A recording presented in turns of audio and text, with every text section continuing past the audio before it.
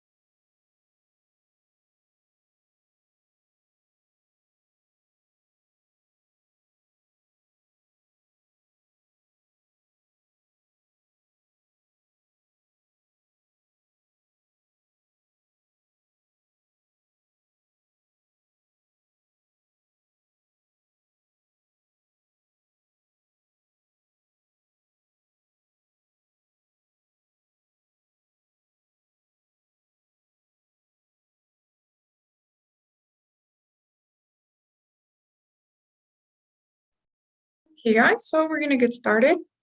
In today's class, and actually today and this week, we're going to be working on the speaking section. Last class on Friday, we finished the speaking section. I'm sorry, we finished the reading section. We took a look at the different question types we had in the speaking and the reading, and we practiced on Friday. So today we're going to be starting with the listening section now. Okay, guys.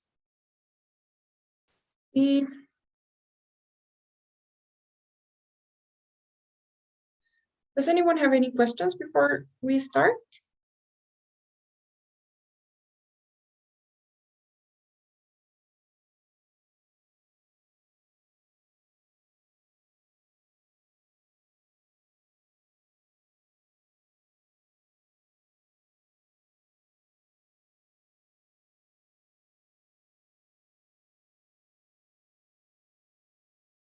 Nope. Okay. So in the listening section, the no listening section is this, its structure is like this. You will have to first listen to an audio file. You have two different types of audios, two different types of content. The first one is the conversations, where you're going to be hearing a student talk with an employee from the university. These conversations, to be honest, I would say is probably one of the easiest parts of the entire test. They are usually 3 minutes long, and you get 5 questions per conversation. So that means that in total, you have 10 questions here, right? So you get 2 conversations between a student and an employee from a university. They are about 3 minutes long, 5 questions per conversation. They are pretty casual. They are about university related things. So you do need a little bit of vocabulary in terms of academic and college life in the US, but it's not very complicated. And then you have the lectures, which are a little bit more complicated because these are academic. They're not as casual as the conversations, which means that the professor will be discussing academic topics in the lectures. They are longer as well, 3 to 5 minutes or even 6 sometimes. And you have more questions per lecture. You have 6 questions. So you get 2 conversations and 3 lectures. Each conversation contains 5 questions and each lecture contains 6. So this means there are 18 questions here, right? 18 and 10 here. That makes a total of 24, of 28 questions, okay, in total. And for all of them, you guys have 36 minutes to answer the entire listening, okay? That means that you can organize your time the way that you like. It doesn't really matter, but you have about 1.5 minutes per question, okay? If you make it in 1 minute, it's perfect. To be honest, most students have no problem in the listening section when it comes to time management. I think everybody is just fine with the time that they give you, because this doesn't work like the reading section. You know, in the reading, you guys were looking for the answers. You needed to search the passage and try to find the answer there. But in this case, you either know the answer or you don't. There's nowhere where you can look, right? You can't look for the answer in this case, because you can hear the audio files more than once and you can see the transcript. So there's nowhere to get lost. You get the question and either you know the answer or you don't. Pretty easy. So I don't think you guys are going to struggle with time, to be honest. I wouldn't worry about that. Maybe what I would suggest is that you start building your vocabulary, especially your academic vocabulary for the TOEFL lectures, and also your vocabulary related to university life or the conversations. I'll also suggest that you practice your listening comprehension skills and also your note-taking skills. Those are the 3 things that you need to work on here: vocabulary, listening comprehension. So in order to improve that, you should be trying to listen to as much content as you can. So trying to listen to podcasts, watching videos, listening to different dialogues, conversations in English. That's what's going to help you improve your listening comprehension. You can try at different speeds. You can try by reading the transcripts, reading the subtitles, and then without the subtitles. You can try answering questions about what you hear. And also, as I was telling you, note-taking. So practice note-taking. You need to be fast note-takers. And not only that, but you need to also be able to take notes at the same time that you're listening and paying attention and understanding. So the listening is about creating a balance between your notes and your understanding. You know, no, not one of them should be shadowing the other. Okay, guys? So that's it. That's the structure. This is the structure of the listening, the current listening, because it was different before. So, do you guys have any questions so far?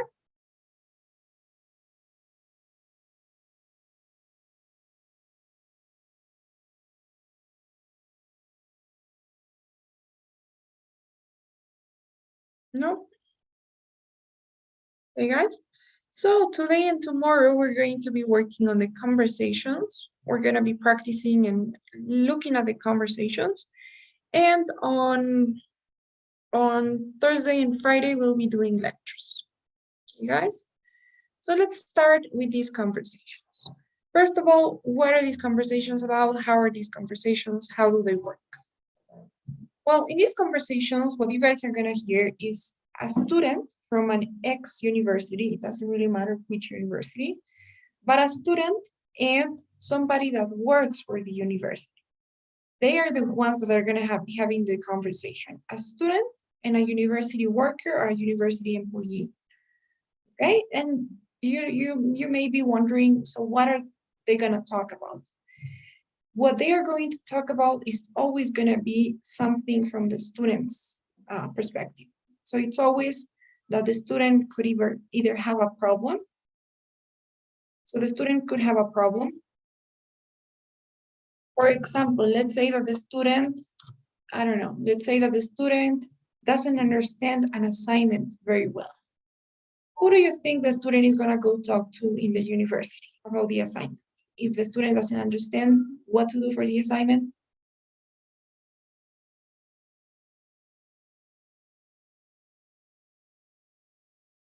The professor? The professor, exactly. So the conversation could be between a student and his or her professor. And when you have something like that, then it's obviously going to be about academic things, you know? So maybe the student doesn't understand an assignment, maybe the student wants to do something extra to kind of do better with their grades. Maybe the student, I don't know, wants to ask something about the class. So the student is going to go talk to the professor about that. Let's say that the student can't find a book in the library. Who is the student going to go talk to?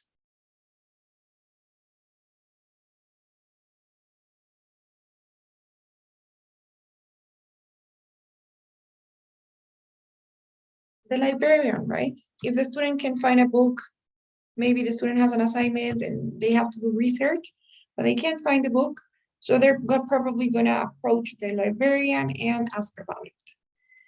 So that type of problems, you know, the student always has a problem or wants something or needs something. And that could also include information. You know, maybe the student wants to study abroad. Maybe the student wants to go abroad for one semester. So the student is probably going to go see somebody in the international office, maybe. Maybe the student, let's say, wants to open a club. So they're going to go talk to somebody that's in charge of the extracurricular activities. Maybe the student wants to, let's say, change his or her major. So they're going to go see the academic advisor about that. Right? So the student always needs something, or maybe has a problem. And what will happen is that this university employee is supposed to be helpful, is supposed to help the student out and give him or her a couple of suggestions on how to solve the problem, or maybe more directly give him or her what they want in case it's information, you know?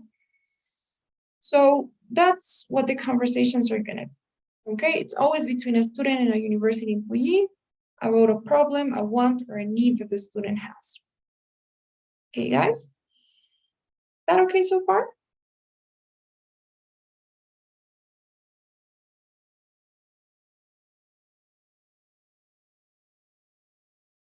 All right. So to be honest, there's not much that we can say. If we take a look at the question types, these are some of the question types. Or maybe we can see it here.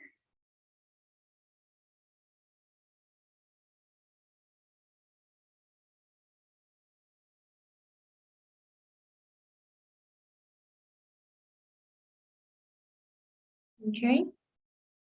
So these are the question types that you have in the conversations. You usually have, I'm gonna mark them.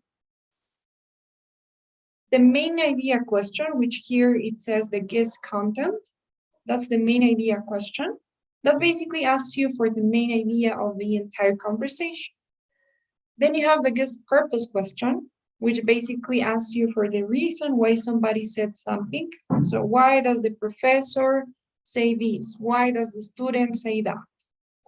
And then you have the detailed questions, which are going to be about specific details, like what was the name of the professor? What did the professor say about this person? So they ask for specific details. I don't know if you guys noticed, but they are the same type of questions that we had in the reading. So that's why we're not going to go over it, one by one. We're just going to get to see them in examples. Then they also ask you about, because this is your basic comprehension of the entire listening, right? The content in general, the purpose of the things they mention, and the details of the audio file. But they also ask for your pragmatic understanding. They ask for how you understand the function of things. So maybe they can ask you to interpret something that somebody says, like what does the professor mean when he says this? Or they could also ask you for the attitudes of the speakers. So how does the professor feel about this? How does the student feel about that? Those are a little bit more subjective, I would say, because yes, in a way, they are open to interpretation, but of course, there is a correct choice. It's not like there's no correct option. And well, the other ones are not for the conversations. These are already for the lectures. All right, so let's see some examples of each. So as I was telling you, the GIS content usually asks you for the main ideas. For example, you could have, what problem does the man have? The man is the student, So they ask you for the main idea of the entire conversation. What was the problem that the student had? Or why did the student go to see the professor? They could also ask you for a summary of the entire conversation. What are the speakers mainly discussing? So they are asking you to summarize everything that was said in the conversation. This is for the lectures. So as you can see, it asks for a broad content of listening. You can definitely eliminate answers that are too specific, because obviously these are big ideas, main ideas. They are never going to be specific. And one tip that I can give you guys, one very important tip, and that we're going to talk about this when we get to the examples, is make sure that you guys distinguish between the first and the second question types. When you have the conversations, in the first question, they could ask you for the reason why the student is talking to this person. Like, why does the student go to see the librarian? Why does the student visit the professor?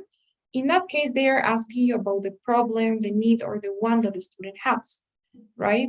So imagine a scenario in which the student goes to see the librarian because he can't find a book, okay? So if they ask you what problem does the student have, you're gonna say he can't find a book, obviously. But there's another type of question as well, which is the second, that asks you to summarize the entire conversation. Now, in that case, in many conversations, you're gonna see that the speakers start changing the topic. They start going off topic sometimes. So maybe the student went to see the librarian to ask for this book, and then maybe they start talking about the book. They're like, oh yes, and have you read this author? And they can start talking about the author of the book. Maybe they can start mentioning interesting facts about the author of that book. So that can happen a lot of times. Sometimes they change the topic. They start talking about the book, but then they go off topic and continue talking about the author, his life. So in that case, if you guys get the second question, you don't need to just focus on the problem the student had initially, right? That he couldn't find the book. You need to focus on everything. You need to summarize everything in the conversation, everything they talked about, right? So there are two types. The first one that talks about the problem, the want, or the need of the student, the original purpose of the conversation, and the second that asks you to summarize the entire conversation. So make sure that you distinguish between the two of them and you don't confuse them, because that can sometimes lead to mistakes. Okay, guys? Is that okay? Any questions so far? Miss, what is the meaning of guest? Guest is like to grasp, or yes, it's like an overview of the content, like a brief look at the content. Okay, thanks, Miss. Yes, of course. Any other question?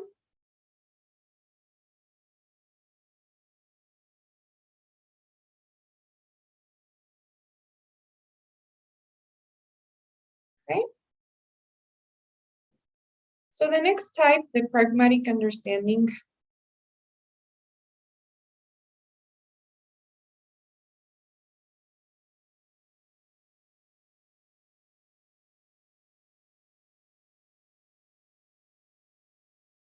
Sorry. Oh no, we are still in the content, right? The next type is the detailed questions, which are gonna ask you for specific details, like what does the student say about this? What is the name of the professor? What is the name of the book they're discussing? What class does the student have to go? They ask you for specific details. Now, for these specific questions, detailed questions, you need to have notes. For the previous ones, I mean, no problem if you didn't take notes, because you are supposed to understand the main ideas. You're supposed to be paying attention and understanding the main ideas as they go. But the details can sometimes be hard to remember. Sometimes it's hard to remember names or numbers or details in general. So in that case, you do need your notes for these type of questions. One tip, very important, is careful with the common traps. Don't choose an answer just because it contains familiar words, so words that were used in a conversation or lecture, because that's a very common trap, to include an answer choice that contains words or phrases that were used in the conversation, so that you find them familiar and you tend to choose them. But don't do that. You need to make sure that the answer choice you're choosing answers the question. And if you guys are unsure, if you have to guess, then choose the one that you think is more coherent, more logical, makes more sense with the context. Okay, so if you have to guess, you just guess. Don't break your head trying to crack detailed questions if you don't know the answer. Because if you don't know, believe me, guys, when you have a detailed question, what was the name of the professor, for example, you look at your notes.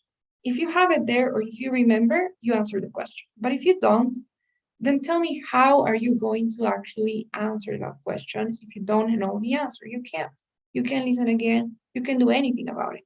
So just guess, right? Don't waste your time or trying to do something to come up to the answer. There's nothing you can do if you don't know the answer.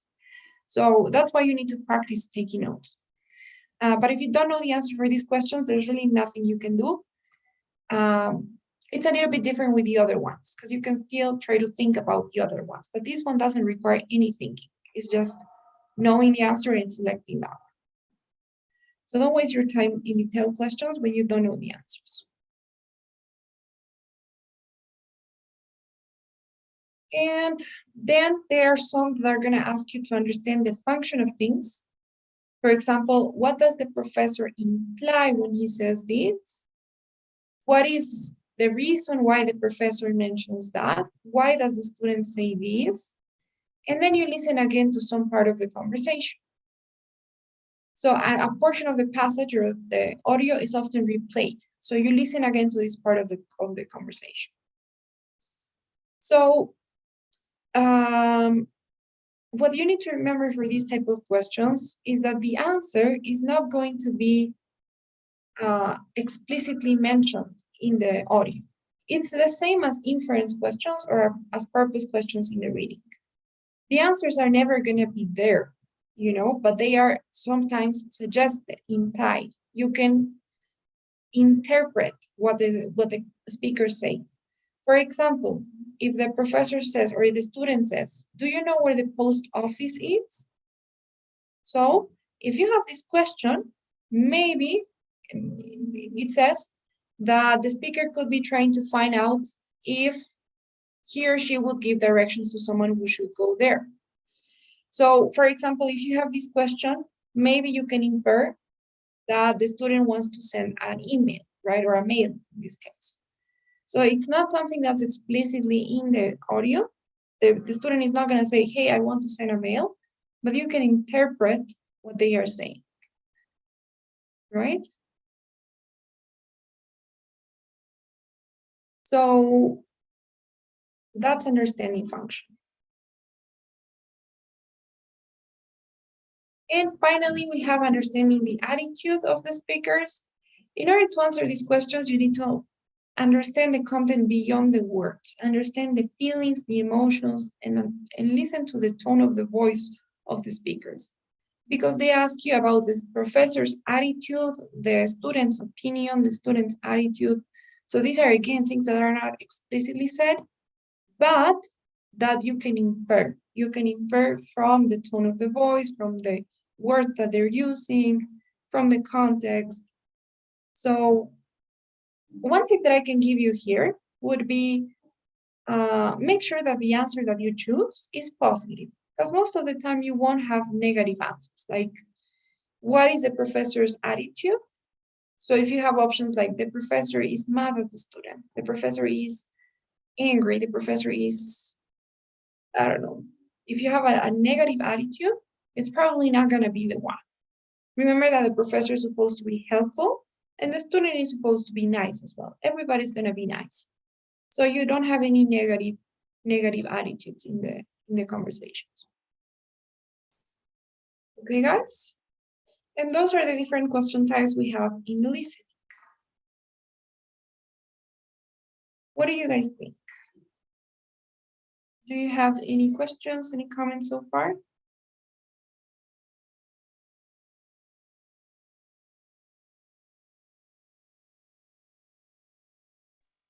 Is it really explicit the attitude, for example, or it's like a trap? What is the I don't know, the form of all the questions that it's the most hard?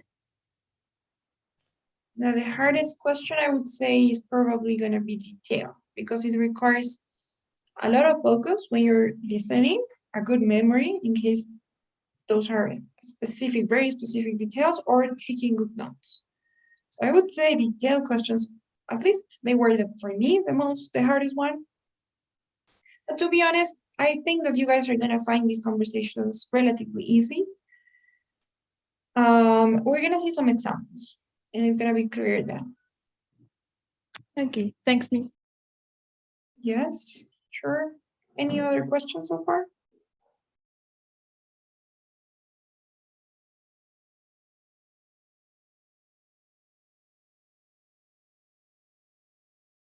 Hey guys. So let's see some examples. We're gonna see some examples with some questions. I think that's the best thing we can do. Let's see. Let's start by practicing with an actual practice set from the ETS so that we can get as close as we can to the real exam. I'm going to add another thing that I forgot. Sorry.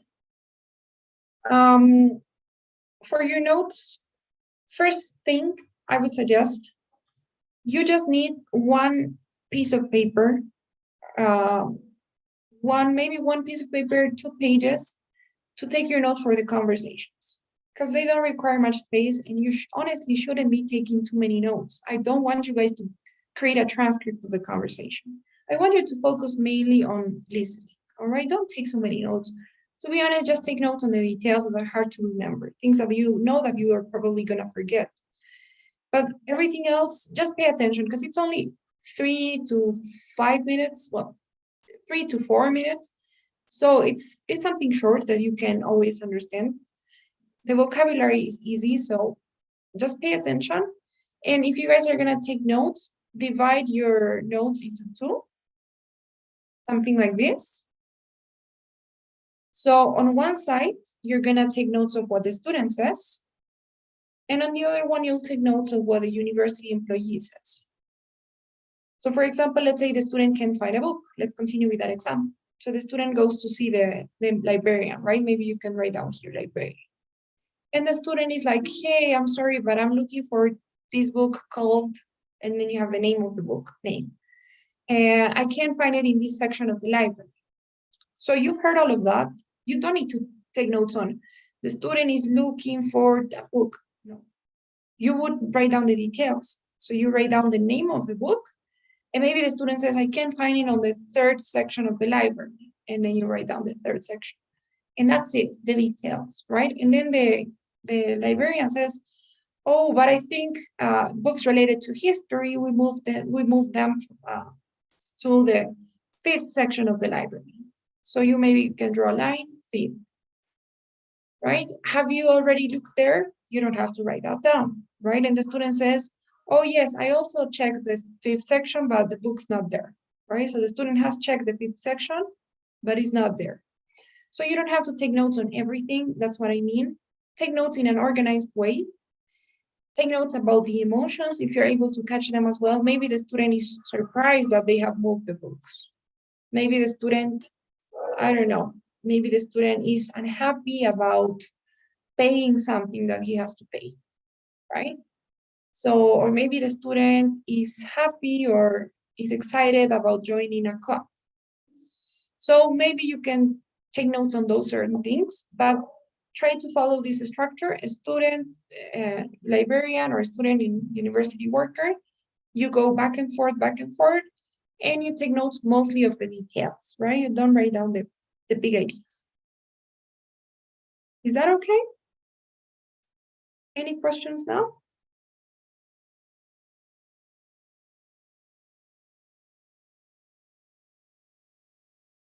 All right, guys, so I'm going to play the conversation. Please pay attention, get ready to take notes. Let's hear what we have in this first conversation.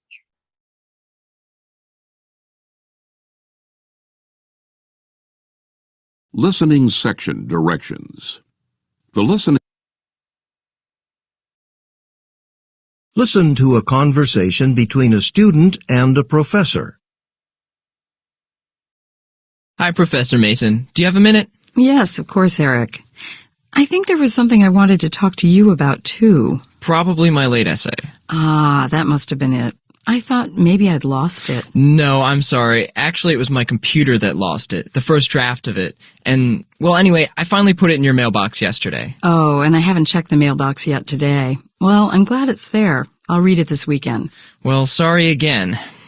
Say, I can send it to you by email, too, if you like. Great. I'll be interested to see how it all came out. Right. Now, I just overheard some graduate students talking. Something about a party for Dean Adams? A retirement party, yes. All students are invited. Wasn't there a notice on the anthropology department's bulletin board? I don't know, but I wanted to offer to help out with it. You know, whatever you need. Dean Adams, well, I took a few anthropology classes with her, and they were great, inspiring. And, well, I just wanted to pitch in. Oh, that's very thoughtful of you, Eric, but it'll be pretty low-key. Nothing flashy. That's not her style. So there's nothing? No, we'll have coffee and cookies. Maybe a cake, but actually a couple of the administrative assistants are working on that. You could ask them, but I think they've got it covered. Okay. Actually, oh, no, never mind. What is it? Well, it's nothing to do with the party, and I'm sure there are more exciting ways you could spend your time, but we do need some help with something. We're compiling a database of articles the anthropology faculty has published. There's not much glory in it, but we're looking for someone with some knowledge of anthropology who can enter the articles. I hesitate to mention it, but I don't suppose this is something you would... No, that sounds kind of cool. I'd like to see what they're writing about. Wonderful. And there are also some unpublished studies. Did you know Dean Adams did a lot of field research in Indonesia? Most of it hasn't been published yet. No, like what? Well, she's really versatile. She just spent several months studying social interactions in Indonesia, and she's been influential in ethnology. Oh, and she's also done work in South America that's closer to biology, especially with speciation.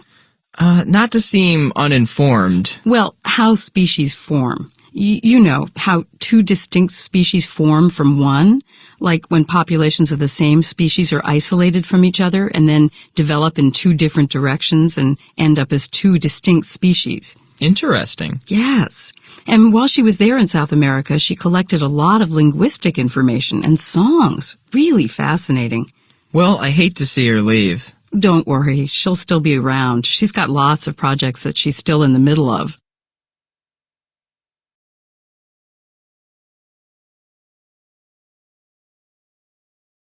Why does the man go to see the professor? Okay, guys, so before we actually answer the question, I wanted to highlight a few things. First thing, okay, first of all, I wanted to say that, I don't know if you noticed, but they talk about different things, right? They start talking about something, they talk about three actually different things. So as you can see, it can be confusing sometimes, depending on the question you get, whether they ask you for the initial purpose of the conversation, the reason why the student went to see this person, or to summarize the entire conversation. In the last part of the conversation, they start talking about more technical, detailed information. When they start focusing on Dean Adams' research, right? They start talking about something more specific with more details. I hope that you guys were able to take notes about that information. But basically, they wouldn't really ask you for those technical things. We're gonna see how the questions are. Now, the first question, the main idea says, why does the man go to see the professor? What do you guys think? It's the first one, Miss Han, in a late assignment. Okay. Do you all agree that it's to hand in a light assignment? I think it's letter D. Letter D, to volunteer to help organize an event. Okay.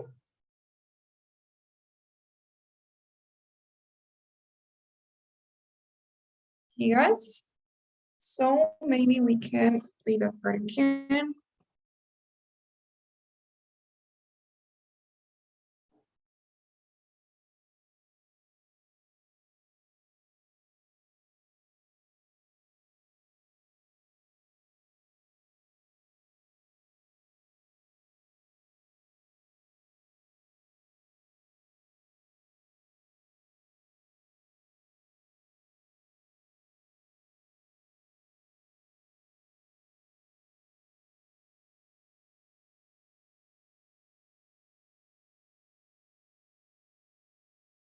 Hi, Professor Mason. Do you have a minute? Yes, of course, Eric. I think there was something I wanted to talk to you about, too. Probably my late essay. Ah, that must have been it. I thought maybe I'd lost it. No, I'm sorry. Actually, it was my computer that lost it, the first draft of it. And, well, anyway, I finally put it in your mailbox yesterday. Oh, and I haven't checked the mailbox yet today. Well, I'm glad it's there. I'll read it this weekend. Well, sorry again. Say, I can send it to you by email, too, if you like. Great. I'll be interested to see how it all came out. Right. Now, I just overheard some graduate students talking. Something about a party for Dean Adams? Retirement party, yes. All students are invited. Wasn't there a notice on the anthropology department's bulletin board? I don't know, but I wanted to offer to help out with it. You know, whatever you... Right? So you need to make sure that you're able to distinguish between the reason why the student went to see the professor. In this case, the way that the conversation went was the student goes to see the professor and the student says, hey, do you have a minute? And the professor says, yes, actually, there was something that I wanted to talk to you about too. And then they start talking about the late assignment. But that wasn't the original reason why the student went to see the professor. The original reason was mentioned later in the conversation, right? He says, as Erasmus says, that he wanted to volunteer to help organize this retirement party, right? So that was the reason why he went to see the professor. It's true that they talked about this late assignment, that they also talked about Dean Adams' current research, but those are not the reasons why the student went to see the professor. He only went to see the professor to talk about the event. And then they started talking about everything else. Okay, guys, so careful. If you had the other question type, the one where they ask you, what is the conversation mainly about?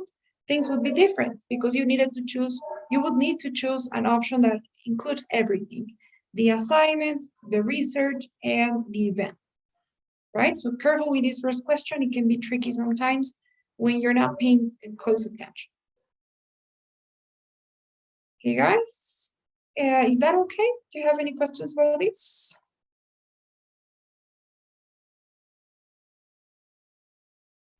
No, it's okay, Miss. All right, good. Let's see if that's correct. Option D. Let's click on next.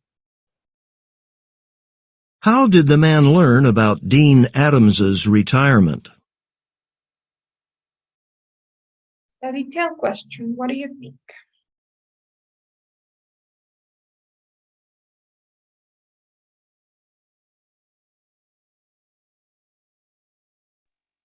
I think that it's the third option. I'm not really sure, but he heard other students discussing it.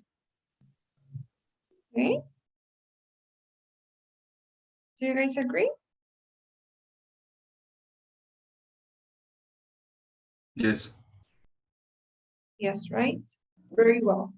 So yes, it's a detail, but if you guys think about it, it's not such a difficult detail, right? Do you guys, Rosario, Erasmo, did you have this on your notes or do you just remember?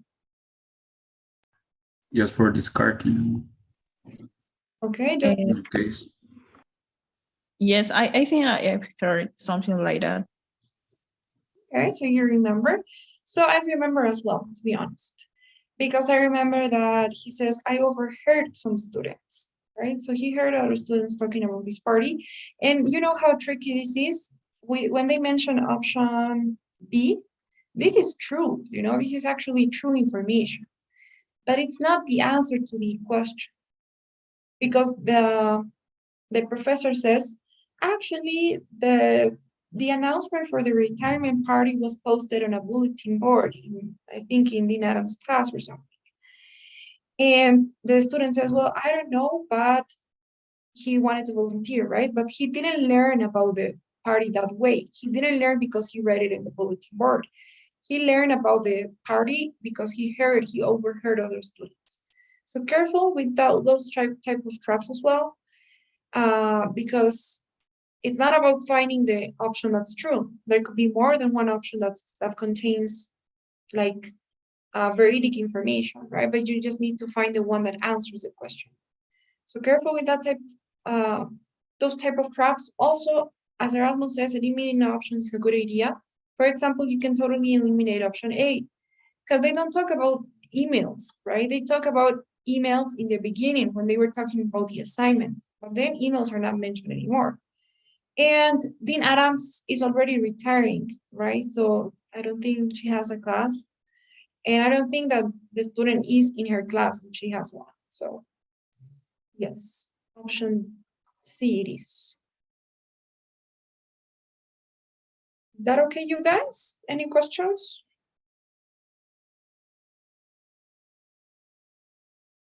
No, Miss, it's okay. Okay. Let's see our next question. Why does the professor refuse the man's offer to help with the party?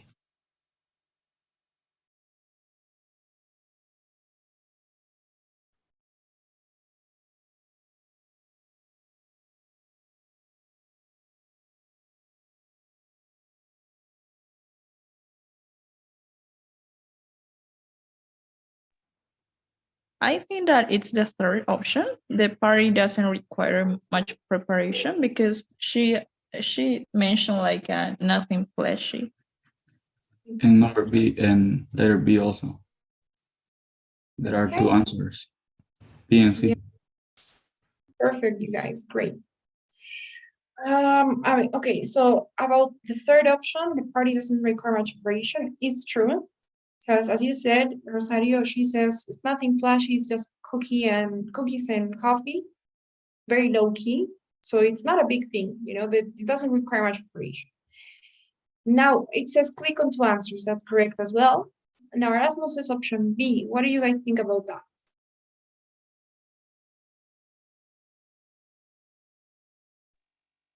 I didn't remember something like that. I think that probably it's the A. Okay, do you remember she says anything about that? No, but it makes more sense for me to complement the letter C. Okay. Yes, that's true. It makes more sense with letter C. But yes, option A is correct. Now the thing is, and this is very important as well, and this is kind of the same as I told you with detailed questions in the reading. This is another detailed question. Remember in the reading we had two different types of questions. One was detailed questions that ask about specific things, like why does the student say this, or like in this case, why does the student say this, or in the text, what was the name of this person, when did this happen? So specific details.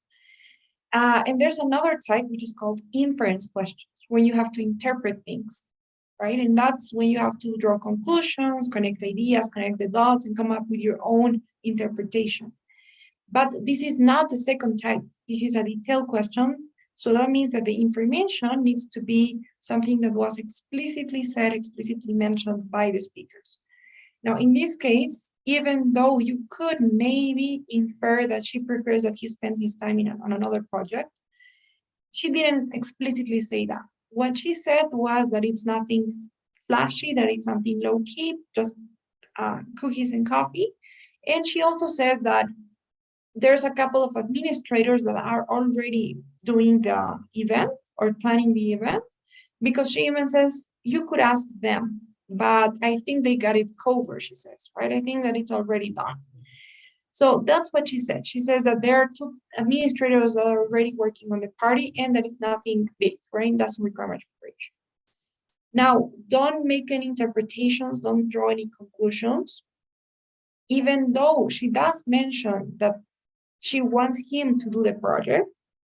We can infer that she prefers that he spend his time on this project rather than doing the event. It's not like, well, instead of doing the event, I would prefer if you did this project, right? She doesn't say something like that. So we can't make this, we can draw this conclusion that she prefers that. Okay, preferences. So careful there. And also, Dean Adams is not permanently leaving the department. Definitely not, right? Because it's a retirement party. So she's obviously gonna leave the department. Okay, guys. So yes, options A and C. Is that okay? Do you have questions about this one?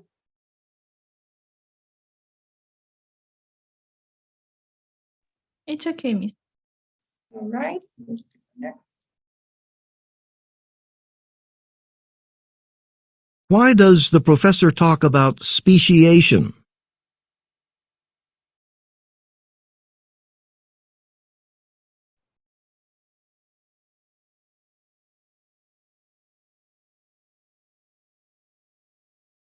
What do you guys think?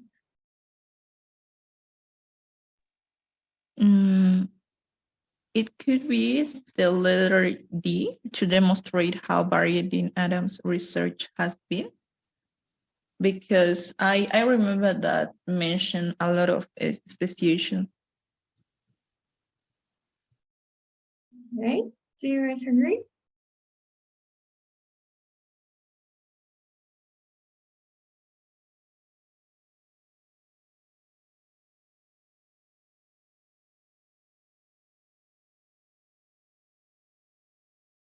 So yeah, I agree with Rosario. It is option D. The thing is, every general idea has its own details. I don't know if you guys noticed. But in this case, when they started talking about Dean Adams' research, what she says, what the professor says, and the reason why they start talking about all of those details, because the professor starts talking about her work in South America, which was related to speciation, her work in Indonesia, her work with songs, with native songs, I don't remember really. But the reason why she started talking about all of that was because she wanted to show that Dean Adams' research is very varied. And actually, she says that. She says, well, she's very versatile. So the professor says Dean Adams' work is very versatile. So it's very varied, So that's exactly the reason why they talk about speciation. It's not because they weren't having an ethnology class, right? So it doesn't make sense that she wanted to tell the student about the new research area in ethnology. This doesn't make sense because it's not an ethnology class. It's not an academic class, this is not a lecture. So, I mean, the general idea wasn't to talk about ethnology or to talk about research areas in ethnology. Everything was around Dean Adams' research, right? It wasn't to describe the main focus of the work she needs help with, because if you guys remember, what she needs help with is to enter the articles. It's not about doing anything with speciation. And to explain when Dean Adams chose to work on Indonesia, no, because she worked on speciation in South America. And second, because that wasn't the general idea, right? Again, the general idea was this one, to show how versatile she is. So yes, it's not a detailed question actually. This is a purpose or function question, but it does require an understanding of some of the details. Is that okay? Any questions so far?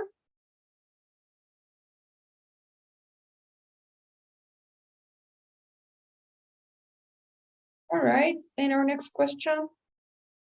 Listen again to part of the conversation, then answer the question. There's not much glory in it, but we're looking for someone with some knowledge of anthropology who can enter the articles. I hesitate to mention it, but I don't suppose this is something you would. Why does the professor say this? I hesitate to mention it, but I don't suppose this is something you would. Oh, why was it? The second one, Miss, to ask the man if he would be willing to work on the project. Okay, do you all agree?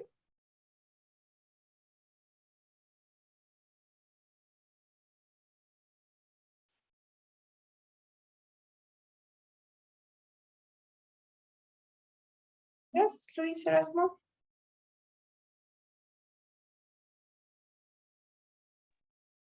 Yes. Yes. So yes, it's just like a polite way of asking, right? It's not like I hesitate to mention it. I hesitate to ask. It's like a polite way of asking, right? I hesitate to mention it, but I don't suppose this is something you would like to do. I don't suppose this is something that you would be interested in doing. It's just a polite way of asking if you can do something. As this is the question that I meant, it's not something literal, right? It's not like literally she doesn't think that this is something that he would want to do, but it's like she's just asking him to do it. So to ask the man if he would be willing to work on the project, if he would like to work on the project. It's not that she's doubting the man's qualification for the project. It's not that she thinks that he's not qualified. There's actually a reason why she's asking him. It's not because she wants him to recommend somebody else, because obviously it's something that she's asking him to do. And it's not to apologize for not being able to offer the project, because she is actually offering the project to him. So it's not like she's not able to offer the project. So yes, of course, it's going to be option B. So that's it. Those are the questions. 5 questions. What do you guys think about this? How was it?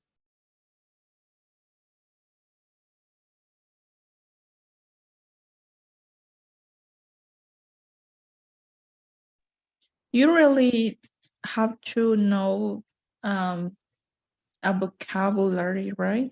Because if you don't understand, for example, 80% of the audio, I think that it's really difficult. Yes, you do need some vocabulary. It's true.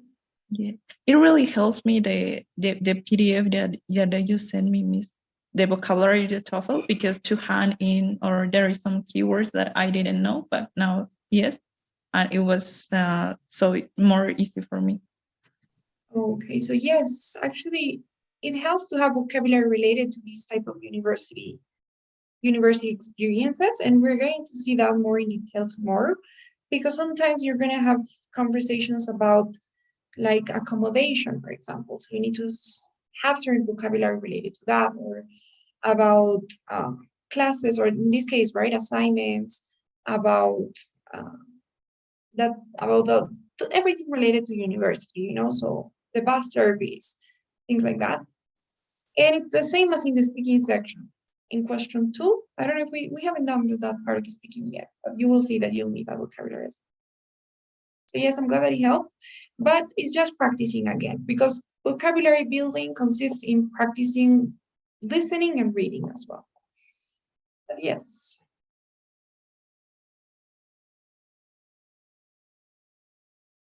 Any other question? As you guys can see, most of the questions don't really require many notes. What they require is understanding. We only have actually 2 detailed questions. The second. How did the man learn about Dean Adams's retirement? Right. The second and the third, right? Those were detailed questions, but the other ones were about your understanding. And even the detailed questions are not even that detailed, right? They're not very specific either. They are about big ideas. Okay, guys, so tomorrow we'll practice more. We'll be looking at other practice sets. No questions before we go?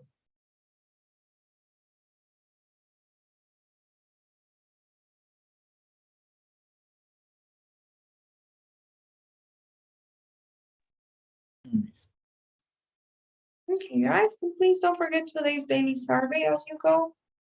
And I will be seeing you all tomorrow in class. Okay, good night, Miss. Bye-bye, good night.